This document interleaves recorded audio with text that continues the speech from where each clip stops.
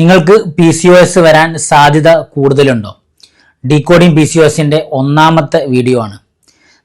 ഞാൻ പറഞ്ഞ 3 കാരണങ്ങളിലൂടെയാണ് കടന്നു പോകുന്നതെങ്കിൽ നിങ്ങളോ കുട്ടികളോ PCOS വരാനുള്ള സാധ്യത വളരെ കൂടുതലാണ്. ഒന്നാമത്തത് നിങ്ങളുടെ ഭക്ഷണശീലമാണ്. നിങ്ങൾ കൂടുതൽ മൈദ കഴിക്കുന്നുണ്ടെങ്കിൽ പൊറോട്ട, കുബൂസ്, ബ്രെഡ്, മറ്റ് മധുര പലഹാരങ്ങൾ, ഫാസ്റ്റ് ഫുഡ്, അതുപോലെ തന്നെ 3 നേരം വെളുത്ത അരി കൊണ്ടുള്ള ഭക്ഷണമാണ് നിങ്ങൾ കഴിക്കുന്നതെങ്കിൽ, കൂടുതലായിട്ട് ജങ്ക് ഫുഡ്, ഫാസ്റ്റ് ഫുഡ് കഴിക്കുന്നുണ്ട്, അതുപോലെ തന്നെ നിങ്ങളുടെ ഭക്ഷണത്തിൽ ആവശ്യത്തിന് പ്രോട്ടീൻ ഇല്ല, ആവശ്യത്തിന് നാരുകൾ, ഫൈബർ ഇല്ല എങ്കിൽ.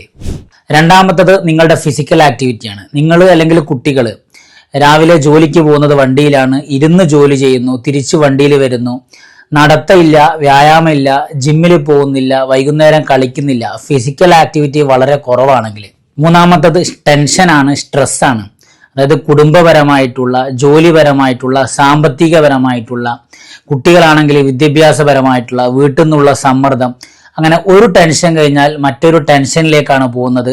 റിലാക്സ് ആവാനുള്ള ഒരു ഉപാധിയും നിങ്ങൾ തേടുന്നില്ല. സ്ഥിരമായിട്ട് നിങ്ങൾക്ക് ടെൻഷൻ ആണെങ്കിൽ ഈ 3 കാര്യങ്ങളിലൂടെയാണ് നിങ്ങൾ കടന്നു പോകുന്നതെങ്കിൽ PCOS വരാനുള്ള സാധ്യത വളരെ കൂടുതലാണ്. ഈ 3 കാരണങ്ങളാണ് PCOS ഇന്ന് ഇത്ര വ്യാപകമായിട്ട് വരാൻ കാരണം. ഒന്നാമത്തത് തെറ്റായ ഭക്ഷണശീലം, രണ്ടാമത്തത് ഫിസിക്കൽ ആക്ടിവിറ്റി ഇല്ലാത്ത അവസ്ഥ, മൂന്നാമത്തത് ക്രോണിക് ആയിട്ടുള്ള സ്ട്രെസ്.